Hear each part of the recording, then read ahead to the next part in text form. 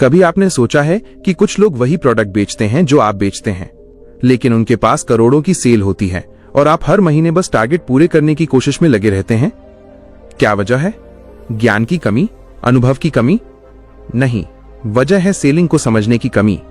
असल में सेलिंग सिर्फ एक स्किल नहीं है, ये एक आर्ट है, एक साइंस है और एक माइंडसेट है। और आज हम बात करेंगे उस किताब की जिसने लाखों लोगों को ये आर्ट सिखाया, how to master the art of selling by Tom Hopkins.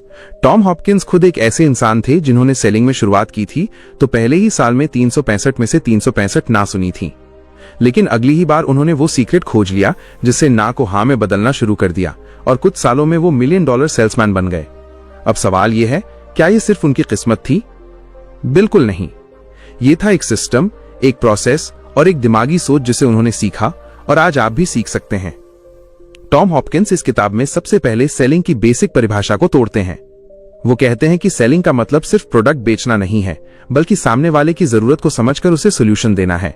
लोग लॉजिकल वजहों से रिसर्च करते हैं लेकिन इमोशनल वजहों से खरीदते हैं, और यही है सेलिंग का गोल्डन रूल। अब यहां टॉम 3 साइकोलॉजिकल फैक्ट्स शेयर करते हैं। 1. हर इंसान को कुछ ना कुछ बेचना आता है, चाहे वो प्रोडक्ट हो, आइडिया हो या खुद का कैरेक्टर। लोग ना नहीं कहते प्रोडक्ट को, वो ना कहते हैं उस तरीके को जिससे आप पेश करते हैं। मतलब आपको अपना तरीका बदलना होगा, खुद को नहीं। 3. हर ना आपको अगले हाँ के करीब लाता है। अगर आप 10 में से एक सेल बंद कर पाते हैं तो हर ना आपको उस एक हाँ की ओर ले जा रहा है। सेलिंग साइंस का मास्टर फॉर्मूला। टॉम की सेलिंग टेक्निक एक फॉर्मूला पर काम करती है जिसे वो कहते हैं NEADS analysis. N equals now, अभी उनकी स्थिति क्या है। E इक्वल्स एंजॉय, क्या उन्हें अभी का सिस्टम पसंद है। A इक्वल्स ऑल्टर, क्या वो उसमें बदलाव चाहेंगे। D इक्वल्स डिसीजन मेकर, क्या आप डिसीजन मेकर से बात कर रहे हैं। S इक्वल्स सोल्यूशन, क्या आपका प्रोडक्ट सोल्यूशन दे सकता है। ये 5 सवाल अगर सही ढंग से पूछे जाएं तो सामने वाला खुद ब खुद खरीदने के लिए तैयार हो जाता है। टॉम बताते हैं कि अच्छे सेल्समैन बनने के लिए आपको अपने शब्दों की ताकत समझनी होगी। Words trigger emotions and emotions trigger actions. इसलिए हर बार जब आप किसी से बात करें तो फीचर्स नहीं, बेनिफिट्स बताएं। उदाहरण के लिए, फीचर, ये AC 5 स्टार रेटिंग वाला है। बेनिफिट, इससे आपकी बिजली का बिल 40% कम आएगा। लोग खरीदते हैं फायदे, प्रोडक्ट नहीं। Final mindset shifts. हर ना को निजी तौर पर मत लो, वो आपकी असफलता नहीं, बस सामने वाले की असमझ है। हर कॉल, हर मीटिंग, हर फॉलोअप एक सीढ़ी है आपकी सफलता की ओर। अपने आप को हर दिन अपडेट करो। दुनिया बदल रही है, ग्राहक बदल रहे हैं, तो आपको भी बदलना पड़ेगा। एक प्रेरक उदाहरण, एक बार टॉम हॉपकिंस ने एक ऐसे क्लाइंट को 7 बार कॉल किया जिसने हर बार मना कर दिया, लेकिन 8वीं बार जब वो कॉल करने ही वाले थे, उनके दोस्त ने कहा, अब छोड़ दे, तुझे रिजेक्ट कर रहा है बार बार। टॉम ने कहा, मुझे फर्क नहीं पड़ता कितनी बार वो मना करता है, मैं जानता हूं कि जब उसकी जरूरत बनेगी वो मुझसे ही खरीदेगा, क्योंकि मैं एक प्रोफेशनल हूं और प्रोफेशनल कभी हार नहीं मानते। और गेस व्हाट, 9वीं बार क्लाइंट ने कॉल किया और कहा, मैं तैयार हूं, बताओ प्राइस क्या है। यही है mastery in the art of selling. अगर आप सच में सेलिंग को एक कला, एक विज्ञान और एक मिशन की तरह सीखना चाहते हैं तो ये किताब और ये ऑडियो बुक आपके सोचने का तरीका बदल सकती है। ये सिर्फ कैसे बेचे की गाइड नहीं है, बल्कि कैसे इंसानों को समझें, कैसे विश्वास बनाएं और कैसे प्रभाव डालें, इसकी कला है। अब सवाल ये है, क्या आप तैयार हैं एक असली सेल्स प्रोफेशनल बनने के लिए? क्योंकि अगर आप हैं तो चलिए अब शुरू करते हैं। हर इंसान कुछ बेच रहा है, अपने आइडिया, अपना विजन, अपनी वैल्यू या फिर खुद को, और इस प्रोसेस में सबसे अहम बात होती है ट्रस्ट बनाना। टॉम हॉपकिंस कहते हैं, अगर ग्राहक को आप पर भरोसा नहीं है तो चाहे आपका प्रोडक्ट दुनिया का सबसे अच्छा क्यों ना हो, वो कभी नहीं खरीदेगा। तो ट्रस्ट कैसे बनता है? ये बनता है सुनने से। बहुत से सेल्स पर्सन सोचते हैं कि उन्हें बहुत बोलना है, लेकिन असल में the best closers are the best listeners. जब आप सामने वाले की बात ध्यान से सुनते हैं, बिना उसे बीच में टोकें, तो वो महसूस करता है कि आप सिर्फ बेचना नहीं चाहते, आप समझना चाहते हैं। और जब ग्राहक को लगता है कि आप उसे समझते हैं, तब वो आप पर भरोसा करने लगता है, और भरोसे से ही सेल होती है। अब बात करते हैं सबसे पावरफुल टूल की, प्रेजेंटेशन स्किल्स। एक प्रोडक्ट या सर्विस को इस तरह से प्रेजेंट करना कि सामने वाला ना नहीं कह पाए, ये एक कला है। टॉम इस प्रोसेस को 4 हिस्सों में तोड़ते हैं। 1. अटेंशन, पहले ध्यान खींचो। एक लाइन, एक सवाल, एक स्टेटमेंट जो सामने वाले को रोक दे और सोचने पर मजबूर कर दे। उदाहरण, क्या आप हर महीने अपनी इनकम को दोगुना करना चाहते हैं बिना एक्स्ट्रा टाइम दिए? 2. इंटरेस्ट, फिर रुचि जगाओ, दिखाओ कि आप जो दे रहे हो वो उनके लिए है, उनके प्रॉब्लम का हल है। 3. डिजायर। अब भावना जगाओ, इमेजिनेशन का इस्तेमाल करो। जरा सोचिए, हर महीने आपका बिजनेस 20% बढ़ रहा हो, कैसा महसूस होगा। 4. एक्शन। अब एक्शन लो, यानी क्लोज करो। सीधा सवाल करो, आप कब से शुरुआत करना चाहेंगे, आज या कल। अब आते हैं एक सबसे पावरफुल टॉपिक पर, हैंडलिंग ऑब्जेक्शंस। ग्राहक जब महंगा है, सोचकर बताऊंगा, या अभी जरूरत नहीं है कहता है, तो बहुत से सेल्स पर्सन डर जाते हैं। लेकिन टॉम कहते हैं, objection is not rejection, it's a request for more information. मतलब जब कोई कहता है महंगा है, तो असल में वो पूछ रहा है, क्या इसमें इतना वैल्यू है कि मैं पैसे दूं? तो इसका जवाब देना सीखो, ना टकराओ ना दबाओ, साथ चलो।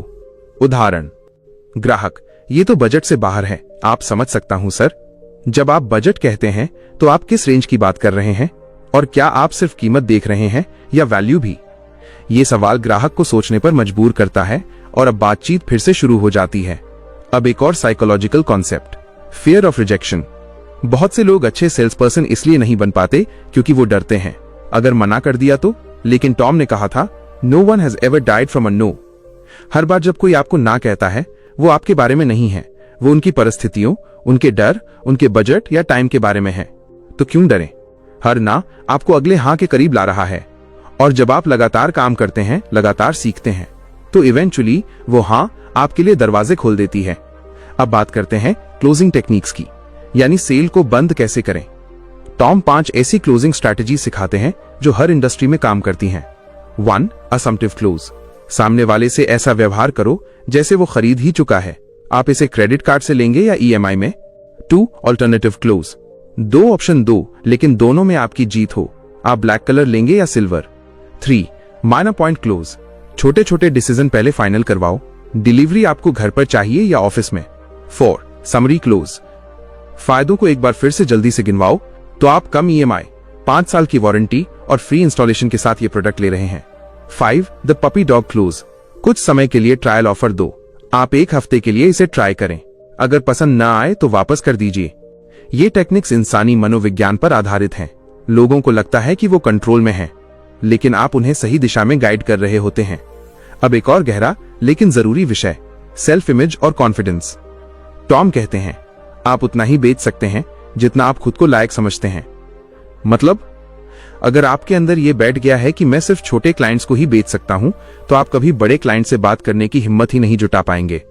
तो सबसे पहले अपना सेल्फ इमेज बदलिए।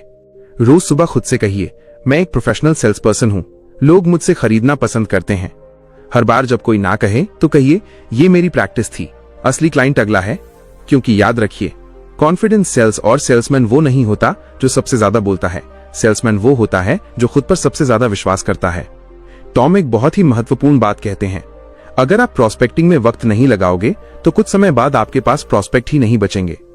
यानी अगर आप हर दिन सिर्फ क्लोजिंग पर ही फोकस करते रहेंगे और नए लोगों से जुड़ना बंद कर देंगे, तो कुछ ही हफ्तों या महीनों में आपका पाइपलाइन खाली हो जाएगा। इसलिए सबसे पहले समझिए, prospecting is not a one time task, it's a daily discipline. हर दिन चाहे कुछ भी हो जाए, कुछ समय नई संभावनाओं की खोज प्रोस्पेक्टिंग में जरूर देना है। टॉम एक नियम बताते हैं जिसे वो कहते हैं द गोल्डन आवर। ये दिन का वो पहला घंटा होता है जिसे आप सिर्फ कोल्ड कॉल्स, फॉलो अप्स या नए प्रोस्पेक्ट्स को पहचानने में लगाते हैं। क्योंकि सुबह दिमाग फ्रेश होता है, एनर्जी हाई होती है, और जब दिन की शुरुआत प्रोडक्टिव होती है तो बाकी का दिन भी प्रोडक्टिव बनता है। अब आते हैं टाइम मैनेजमेंट पर, जो हर सेल्स पर्सन की सबसे बड़ी कमजोरी भी है, और अगर मास्टरिंग कर लिया तो सबसे बड़ी ताकत भी। टॉम बताते हैं, सेल्स में असफल होने की सबसे बड़ी वजह यह नहीं होती कि लोगों को सेल करना नहीं आता, बल्कि ये होती है कि वो अपने दिन की प्लानिंग नहीं करते। अब आप सोचिए, क्या आप जानते हैं कि आपके दिन के 8 घंटे में से आप असल में कितने घंटे हाई वैल्यू एक्टिविटीज में लगाते हैं? हाई वैल्यू एक्टिविटीज जैसे prospecting, follow ups, meetings, presentations, closing, और दूसरी तरफ लो वैल्यू एक्टिविटीज जैसे व्हाट्सएप पर अनावश्यक बातें, ऑफिस की पॉलिटिक्स, बिना एजेंडा वाली मीटिंग्स, डेस्क पर खाली बैठे रहना। टॉम एक सिंपल फॉर्मूला बताते हैं, plan tomorrow before today ends. मतलब हर दिन के अंत में अगले दिन की प्लानिंग कर लें, किससे बात करनी है, कौन से कॉल्स करने हैं, कितनी मीटिंग्स फिक्स करनी है। ये एक बहुत ही छोटी आदत है, लेकिन लंबे समय में यही आदत आपको टॉप 5% परफॉर्मर्स में ले जाती है। अब बात करते हैं उस चीज की जो आपके लिए फ्री मार्केटिंग है, और फिर भी ज्यादातर लोग उसे इग्नोर करते हैं। रेफरल्स। टॉम कहते हैं, a satisfied customer is your best sales person. अब सोचिए, अगर आपने किसी क्लाइंट को अच्छा प्रोडक्ट, अच्छी सर्विस और भरोसेमंद अनुभव दिया है, तो क्या वो आपको किसी और से मिलवा नहीं सकता? जरूर मिलवा सकता है, लेकिन तभी जब आप मांगना सीखो। बहुत से लोग रेफरल्स मांगने में झिझकते हैं। उन्हें लगता है कि शायद ग्राहक नाराज हो जाएगा या ऑकवर्ड महसूस करेगा। लेकिन सच्चाई ये है, अगर आपने वैल्यू दी है तो सामने वाला खुश होकर रेकमेंड करेगा। बस सही समय और सही तरीका अपनाइए। उदाहरण, सर, आपने कहा कि आपको हमारी सर्विस पसंद आई। क्या आपके किसी जानने वाले को भी ऐसा ही कुछ चाहिए जिससे मैं उनकी मदद कर सकूं? या मैं हमेशा ऐसे अच्छे लोगों के साथ काम करना पसंद करता हूं जैसे आप। क्या कोई है जिसे मैं कॉल कर सकता हूं आपके कहने पर? ये कोई भीख नहीं है, ये एक प्रोफेशनल कर्टेसी है और स्मार्ट सेल्स पर्सन इसे मिस्ड अपॉर्चुनिटी नहीं बनने देते। अब बात करते हैं उस माइंडसेट की जो आपके अंदर सालों तक आग जलाए रखेगा। हर सेल्समैन की लाइफ में ऐसा दिन आता है जब वो थक जाता है। रिजेक्शन के बाद रिजेक्शन, कोई रिस्पॉन्स नहीं, कोई डील नहीं बंद हो रही। ऐसा लगता है जैसे कुछ गलत हो रहा है। और ऐसे वक्त पर आपके अंदर की वो आवाज, वो सेल्फ टॉक सबसे ज्यादा जरूरी बन जाती है। टॉम कहते हैं, your income is a direct reflection of your belief in yourself. अगर आप अपने अंदर ये विश्वास रखते हैं कि मैं इस काम में बेस्ट हो सकता हूं, हर चुनौती मुझे मजबूत बनाएगी, मुझे कोई नहीं रोक सकता जब तक मैं खुद न रुकूं, तो दुनिया की कोई ताकत नहीं जो आपको रोक सके। लेकिन अगर आपने खुद से कह दिया, शायद मुझसे ना हो पाए, तो फिर कोई कोच, कोई ट्रेनिंग, कोई स्क्रिप्ट आपकी मदद नहीं कर पाएगी।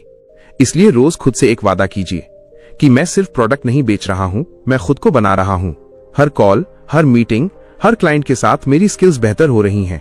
आपका हर दिन एक प्रैक्टिस ग्राउंड है और प्रैक्टिस किसी को परफेक्ट नहीं बनाती, प्रैक्टिस उसे परमानेंट बनाती है। Never let success go to your head and never let failure go to your heart. यानी अगर आपने बड़ी डील क्लोज कर ली तो घमंड मत पालिए, और अगर लगातार 10 ना सुन लिए तो खुद को छोटा मत समझिए, क्योंकि सेल्स का खेल सिर और दिल दोनों से खेला जाता है। अब तक आपने सीखा कि कैसे माइंडसेट, टेक्निक्स और कंसिस्टेंसी एक सेल्स पर्सन को बाकियों से अलग बनाते हैं। लेकिन अब हम उस हिस्से में प्रवेश कर रहे हैं जहां खेल सिर्फ वर्ड्स या स्ट्रैटेजी का नहीं, बल्कि इंसान की भावनाओं और व्यवहार, ह्यूमन बिहेवियर और इमोशंस का होता है। टॉम हॉपकिंस एक बात बड़े जोर से कहते हैं, people don't like to be sold but they love to buy. मतलब लोग चाहते हैं कि वो खुद डिसीजन लें, उन्हें लगे कि उन्होंने खरीदने का फैसला खुद लिया है, न कि किसी ने उन पर थोपा है। इसीलिए एक मास्टर सेल्स पर्सन का काम है गाइड करना, पुश नहीं करना। अब सवाल यह है कि हम ऐसा कैसे करें? इसके लिए टॉम सिखाते हैं एक बेहद इंटेलिजेंट तरीका, इमोशनल ट्रिगर्स का इस्तेमाल। इंसान 4 बड़ी भावनाओं से डिसीजंस लेता है। 1 डर, फियर। 2 लालच, डिजायर फॉर गेन। 3 सम्मान, डिजायर फॉर स्टेटस। 4 आराम, डिजायर फॉर ईज और कन्वीनियंस। अब सोचिए, अगर आप किसी को ऐसा दिखा दें कि ये प्रोडक्ट ना लेने से कोई बड़ा नुकसान हो सकता है, फियर, लेने से उसे फायदा मिलेगा या कुछ एक्स्ट्रा मिलेगा। गेन, वो दूसरों से ऊपर दिखेगा या उसकी इमेज बेहतर होगी। स्टेटस, या फिर उसकी जिंदगी आसान हो जाएगी। ईज, तो क्या वो डिसीजन लेने के करीब नहीं आ जाएगा? उदाहरण के लिए, सर, ये सॉफ्टवेयर इस्तेमाल न करने से आपके कंपेटिटर्स हर हफ्ते 20% ज्यादा क्लाइंट्स ले जा रहे हैं। मैम, ये पैकेज लेने पर आपको 3 महीने की एक्स्ट्रा सर्विस फ्री मिलती है, आज ये ऑफर खत्म हो रहा है। सर, ये मॉडल सीईओज के बीच काफी पसंद किया जा रहा है, आपके जैसी प्रोफाइल के लोगों को ही सूट करता है। आप सिर्फ एक क्लिक में पूरा ऑटोमेशन सेट कर सकते हैं, बिना किसी टेक्निकल झंझट के। इन वाक्यों में आप देख सकते हैं, फियर भी है, गेन भी है, स्टेटस भी और ईज भी। यही है हाई कन्वर्जन इमोशनल ट्रिगर्स, जो सिर्फ स्क्रिप्ट नहीं, इनसाइट और साइकोलॉजी पे बेस्ड हैं। अब हम बढ़ते हैं एक और शक्तिशाली क्षेत्र की ओर, क्लाइंट रिटेंशन और रिलेशनशिप बिल्डिंग। टॉम हमेशा कहते हैं, the real money is not in the first sale, it's in the repeat sale. एक बार आपने कोई चीज बेच दी, काम खत्म नहीं होता, असल खेल वहीं से शुरू होता है। क्योंकि एक रिपीट क्लाइंट आपको दोबारा सेल देता है, रेफरल देता है, ट्रस्ट बिल्ड्स करता है और आपको मार्केट में एक नाम देता है। तो रिलेशनशिप कैसे बनाएं? 1 पोस्ट सेल फॉलोअप जरूरी है। प्रोडक्ट देने के बाद सिर्फ थैंक्स का मैसेज काफी नहीं, 1 हफ्ते बाद कॉल करें। सर, कैसा चल रहा है आपका एक्सपीरियंस? मैं चाहता हूं कि सब परफेक्टली स्मूथ चले। 2 ओकेजन बेस्ड एंगेजमेंट करें, जैसे बर्थडे या एनिवर्सरी पर एक छोटा सा मैसेज या गिफ्ट भेजिए। 3 वैल्यू देते रहें, सेल मत करते रहिए। हर बार कॉल सिर्फ कुछ बेचने के लिए मत कीजिए, कभी कभी सिर्फ ये कहिए, मैंने एक रिपोर्ट पढ़ी जो आपके बिजनेस से जुड़ी है, सोचा आपके साथ शेयर करूं। इस तरह आप एक सेलर से ट्रस्टेड एडवाइजर बनते हैं और लोग सेलर बदलते हैं, एडवाइजर्स नहीं।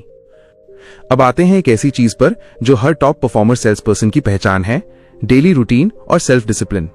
आपका माइंडसेट चाहे जितना भी बड़ा हो, अगर आप रोज डिसिप्लिन एग्जीक्यूशन नहीं कर रहे तो रिजल्ट्स नहीं आएंगे। टॉम अपनी रूटीन में एक चीज हमेशा बताते हैं, plan your day the night before, wake up before the competition and start before doubt kicks in. उनकी डेली रूटीन में होता है सुबह अफर्मेशन और विजुअलाइजेशन, पहले 60 मिनट सिर्फ प्रोस्पेक्टिंग, दिन में 2-3 हाई इंपैक्ट मीटिंग्स, शाम को हर इंटरैक्शन का रिव्यू। क्या बेहतर कर सकता था? अब सोचिए, अगर आप हर दिन सिर्फ 1% बेहतर बनते जाएं, तो 1 साल में आप कहां होंगे? यही है कंपाउंड ग्रोथ, सेल्स में भी और जिंदगी में भी। और यहां एक बहुत महत्वपूर्ण कॉन्सेप्ट आता है, your pipeline is your paycheck. मतलब आपकी आज की इनकम उस काम का परिणाम है जो आपने 30, 60 या 90 दिन पहले किया था। तो अगर आज आपकी इनकम कम है, तो इसका मतलब ये नहीं कि आप खराब सेल्स पर्सन हैं। इसका मतलब ये है कि कुछ हफ्ते या महीने पहले आपकी मेहनत कंसिस्टेंसी में कमी रह गई थी। इसलिए पैनिक मत करिए, सिर्फ डिसिप्लिन वापस लाइए। हर दिन 5 कॉल्स एक्स्ट्रा, हर हफ्ते 2 नए क्लाइंट्स, हर महीने 10 सॉलिड फॉलोअप्स, हर क्वार्टर में एक बड़ा क्लोज। यही आपको लॉन्ग टर्म सक्सेस देगा। अब हम बात करेंगे उस इनविजिबल बैरियर की जो ज्यादातर लोगों को एवरेज में रोक कर रखती है, परफेक्शन पैरालिसिस। लोग सोचते हैं जब मैं पूरा रेडी हो जाऊंगा तब शुरू करूंगा, जब मुझे परफेक्ट पिच आ जाएगी तब क्लाइंट से मिलूंगा। लेकिन सच्चाई ये है, एक्शन क्रिएट्स क्लैरिटी। जैसे जैसे आप मैदान में उतरते हैं, सीखते हैं, गलती करते हैं, वैसे वैसे आप बेटर होते जाते हैं। आपने भी सुना होगा, you don't have to be great to start, but you have to start to be great. इसलिए जहां है वहीं से शुरू करिए। जितना जानते हैं उतना बोलिए, जितना कर सकते हैं उतना करिए, लेकिन रुकिए मत। टॉम कहते हैं कि असली मास्टरी वहां होती है जहां आप ग्राहक के ऑब्जेक्शन को एंटिसिपेट कर लेते हैं, यानी वो ना कहे उससे पहले ही आप उसके मन की बात समझ लें। इसे कहते हैं प्री हैंडलिंग ऑब्जेक्शंस। अब ये कैसे किया जाता है? देखिए, ऑब्जेक्शन 2 तरह के होते हैं। 1, सिंसियर ऑब्जेक्शंस, जो सच में जेन्युइन है, जैसे बजट, टाइम, निर्णय लेने का अधिकार। 2, स्मोक स्क्रीन्स, जो असली कारण को छुपाते हैं, जैसे मैं सोचकर बताऊंगा या अभी टाइम नहीं है। एक professional sales person smoke screen को पहचानता है और सवालों से गहराई में जाता है। उदाहरण, ग्राहक, अभी टाइम नहीं है। आप समझ सकता हूं सर, पर अगर टाइम होता तो क्या ये प्रोडक्ट आपकी जरूरतों के हिसाब से सही होता? अब आपने कॉन्वर्सेशन को फिर से रिफ्रेम कर लिया। टॉम हॉपकिंस कहते हैं, ऑब्जेक्शन को टालना नहीं है, सम्मानपूर्वक सामना करना है। और इसे करने के लिए एक गोल्डन टेक्निक है, फील, फेल्ट, फाउंड। ये कैसे काम करता है? मैं समझता हूं सर, आप कैसा महसूस कर रहे हैं, फील। पहले हमारे कई क्लाइंट्स ने भी ऐसा ही महसूस किया था, फेल्ट। लेकिन जब उन्होंने इसे आजमाया तब उन्होंने पाया कि ये उनकी एक्चुअल जरूरत से कहीं ज्यादा फिट बैठता है, फाउंड। ये तरीका नॉन कॉन्फ्रंटेशनल है और साइकोलॉजिकल कंफर्ट देता है, जिससे ग्राहक खुलने लगता है। अब हम बात करेंगे डिसीजन मेकिंग साइकोलॉजी की, यानी ग्राहक फैसला कैसे लेता है। टॉम बताते हैं कि ज्यादातर ग्राहक तर्क से नहीं, भावना और अपने डर से निर्णय लेते हैं, और उनकी डिसीजन मेकिंग 3 फेजेस से होकर गुजरती है। 1, ट्रस्ट फेज, क्या ये इंसान भरोसे लायक है। 2, लॉजिक फेज, क्या प्रोडक्ट मेरी जरूरत को हल करता है। 3, इमोशन फेज, क्या मैं इससे बेटर महसूस करूंगा। आपको हर एक स्टेज पर उसकी मदद करनी है। ट्रस्ट फेज में आपका आत्मविश्वास, बॉडी लैंग्वेज और टोन सबसे ज्यादा काम करते हैं। लॉजिक फेज में facts, figures, proof, case studies, testimonials सब सामने लाइए। इमोशन फेज में विजुअलाइजेशन कराइए। इमेजिन करिए सर, 1 साल बाद आप अपने बिजनेस के डबल रेवेन्यू के साथ बैठे हैं और सोच रहे हैं कि आपने इस डिसीजन को उस दिन लिया था। यही है वो आर्ट जो सेलिंग को सिर्फ एक स्किल नहीं, एक प्रभावशाली अनुभव बना देता है। अब एक और गहरा कॉन्सेप्ट, प्राइस वीएस वैल्यू। कई बार ग्राहक बोलेगा, ये तो महंगा है, दूसरी कंपनी इससे सस्ता दे रही है। लेकिन क्या सिर्फ सस्ता मिलना ही बेहतर होना है?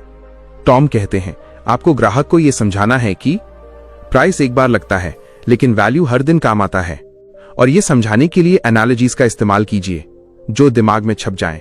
उदाहरण, सर आप भी जानते हैं कि एक 500 रुपए का हेलमेट और 2000 रुपए का हेलमेट दोनों हेलमेट होते हैं, लेकिन एक जान बचा सकता है, एक सिर्फ फाइन से बचा सकता है। या ये ठीक वैसा है जैसे एक अच्छी क्वालिटी की छतरी जो हर बार बारिश में भरोसे के लायक हो, न कि हर महीने बदलनी पड़े। जब ग्राहक को लगता है कि उसका पैसा सही जगह लग रहा है, तो वो कीमत नहीं देखता, वो परिणाम देखता है। अब हम बात करेंगे एक बहुत ही कम चर्चित लेकिन बेहद पावरफुल चीज पर, बाइंग सिग्नल्स।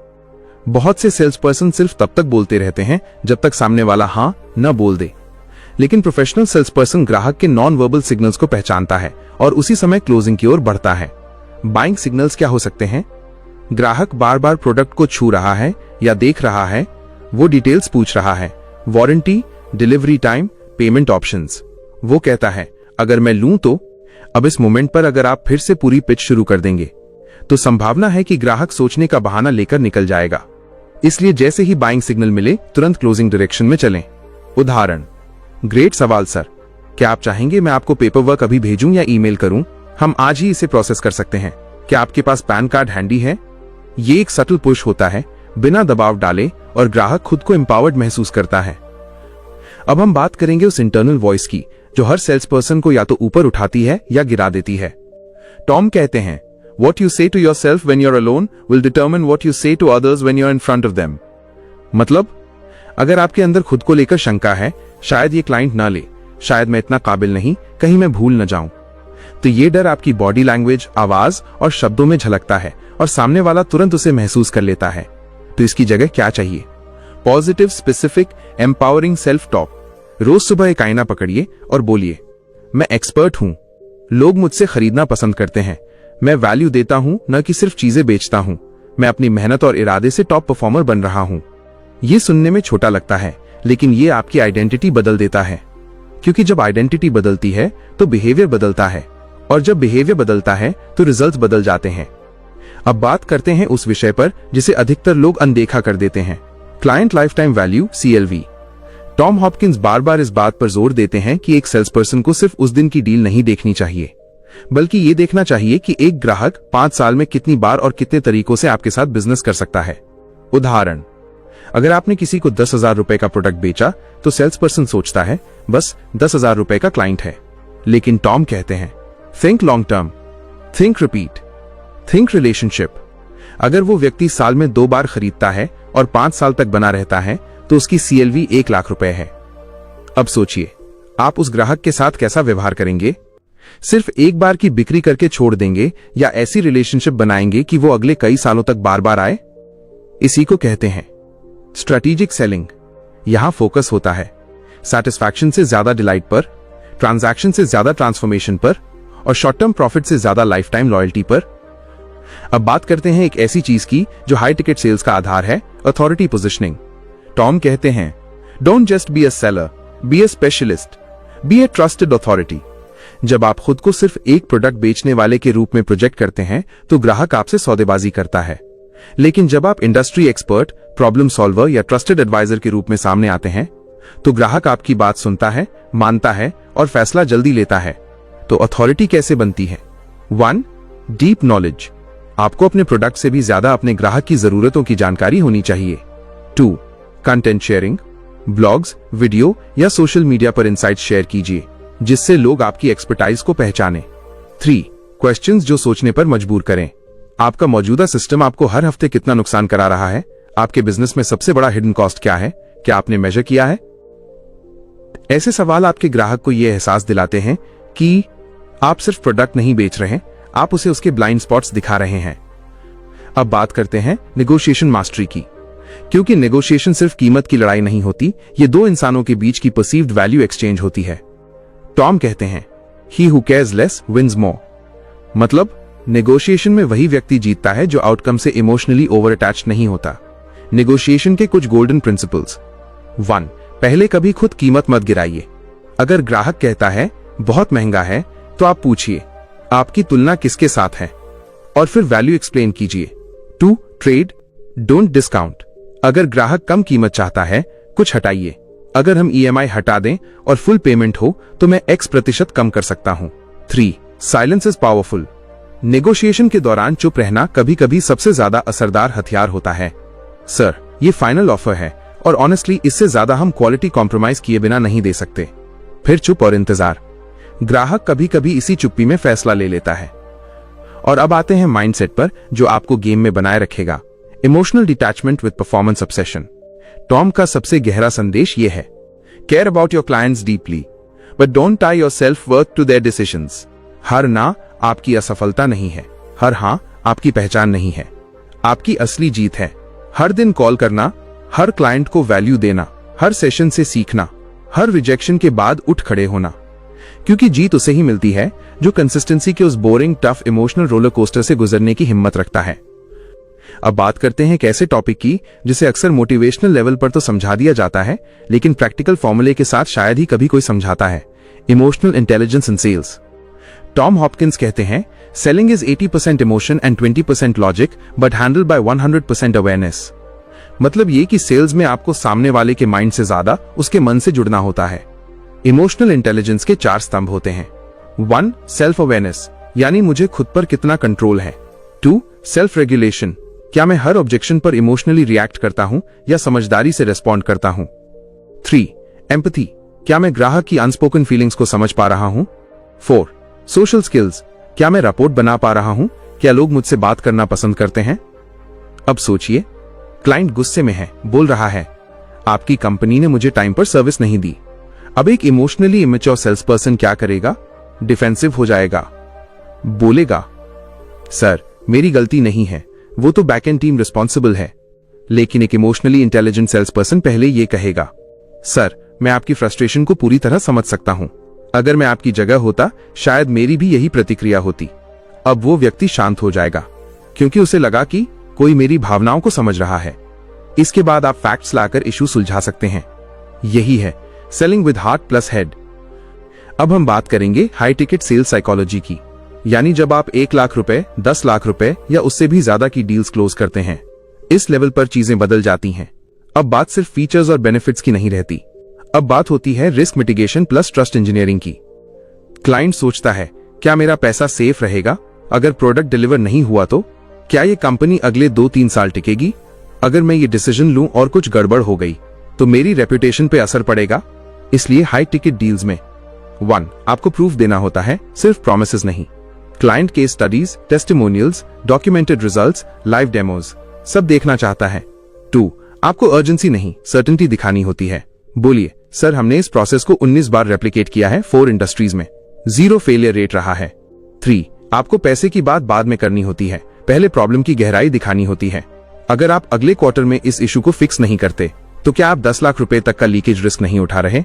अब डिसीजन लॉजिकल नहीं, इनएविटेबल हो जाता है। इसके बाद आती है एक और सुपर इंपॉर्टेंट चीज, objection proof proposal.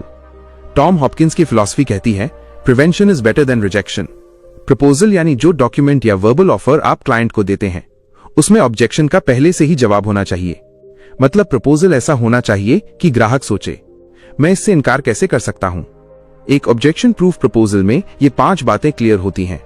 1. Result clarity, आपको क्या आउटकम मिलेगा और कब तक मिलेगा। 2. प्रोसेस ट्रांसपेरेंसी, कैसे डिलीवर होगा, किन स्टेप्स में। 3. रिस्क रिवर्सल, अगर हम फेल हुए तो क्या बैकअप है। 4. Support system, post sale support कैसे मिलेगा, कब, किससे। 5. सोशल प्रूफ, किस किस ने इसे लिया है और क्या कहा है।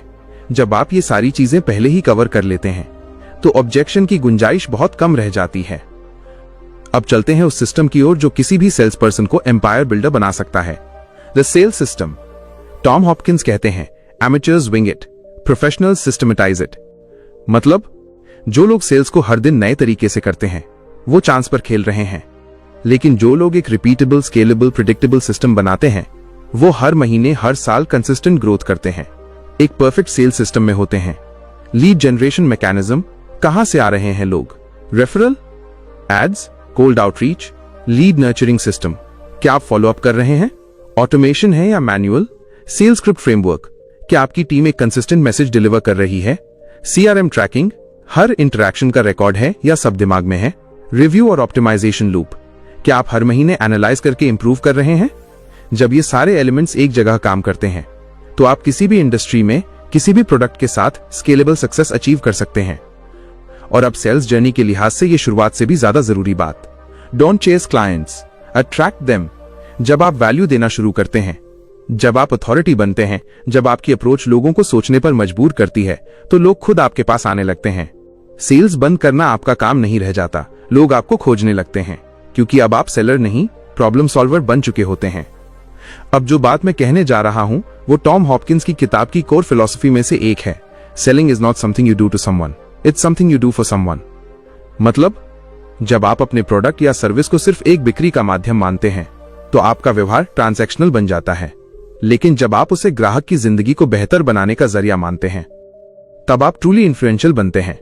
इस बदलाव के लिए जरूरी है एक इंटरनल अलाइनमेंट, यानी आपका मकसद, आपके शब्दों और आपकी ऊर्जा में मेल होना।